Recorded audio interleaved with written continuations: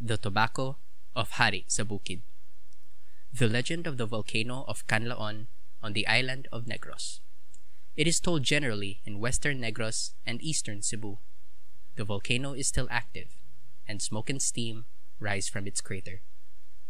Long before the strange men came over the water from Spain, there lived in Negros, on the mountain of Canlaon, an old man who had great power over all the things in the earth. He was called Harisaboqued, king of the mountain. When he wished anything done, he had but to tap the ground 3 times, and instantly a number of little men would spring from the earth to answer his call. They would obey his slightest wish, but as he was a kind old man and never told his minions to do anything wrong, the people who lived near were not afraid. They planted tobacco on the mountainside and were happy and prosperous.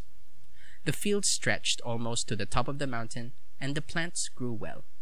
Every night, Harisaboqued would order his minions to attend to them, and though the tobacco was high up, it grew faster and better than that planted in the valley below. The people were very grateful to the old man, and were willing to do anything for him. He only asked them not to plant above a line he had ordered his little men to draw around the mountain near the top.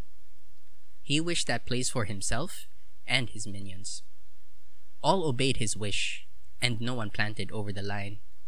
It was a pretty sight to see the long rows of tobacco plants extending from the towns below far up to the line on the mountainside.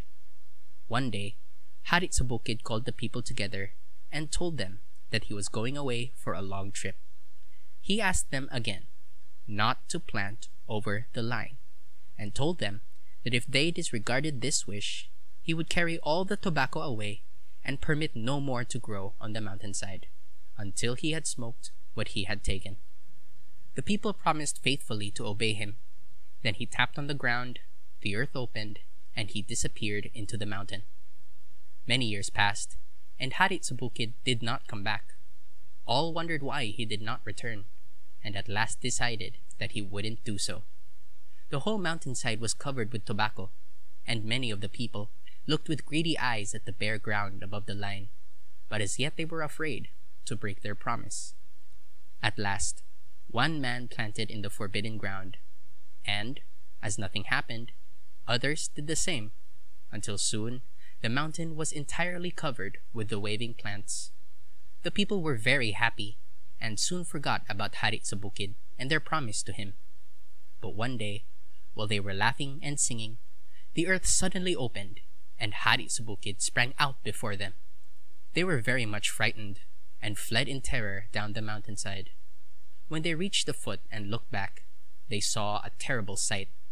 All the tobacco had disappeared, and instead of the thousands of plants that they had tended so carefully, nothing but the bare mountain could be seen. Then suddenly, there was a fearful noise, and the whole mountain top flew high in the air, leaving an immense hole from which poured fire and smoke. The people fled, and did not stop until they were far away. Harisaboqued had kept his word. Many years have come and gone, but the mountain is bare, and the smoke still rolls out of the mountain top. Villages have sprung up along the sides, though no tobacco is grown on the mountain. The people remember the tales of the former great crops, and turn longing eyes to the heights above them. But they will have to wait. Harisaboqued is still smoking his tobacco.